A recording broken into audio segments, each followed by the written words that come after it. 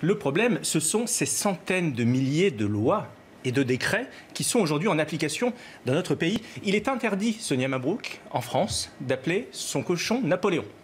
Il est interdit. Tant mieux, je n'y avais pas pensé. Il est interdit de.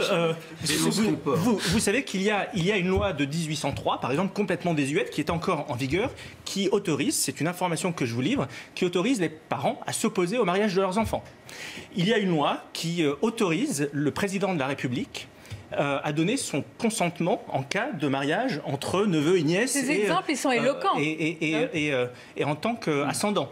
Et donc, le code civil aujourd'hui, le code pénal, le code général des impôts est bourré de ce type d'absurdité. Et je crois que la vraie réforme, c'est de faire une tabula rasa, de repartir à zéro, de faire ce qu'on a fait pour le Conseil national de la résistance ou ce qu'on a fait pendant le consulat, qui consiste à dire on abroge tout et on réécrit tout en plus simple et de manière beaucoup plus moderne. Vous savez, dans toutes les organisations, les entreprises, à un moment donné, on décide de repartir d'une page blanche. Ce n'est pas un hasard. Prenez l'exemple de Renault, qui fabrique des automobiles. La Renault Espace existe depuis les années 60. À un moment donné, bon, vous savez, les années 70, il y a un véhicule, on fait des petites mises à jour, on fait des surversions, etc. Et à un moment donné, on dit, on repart d'une page blanche. Nouveau châssis, on reprend tout à partir de zéro. Une fois tous les 20 ans, mais on le fait. Au niveau d'un État, il ne s'agit pas de le refaire une fois tous les 20 ans, cela n'aurait pas de sens. Mais au moins une fois tous les 50 ans. Au moins une fois tous les 50 ans.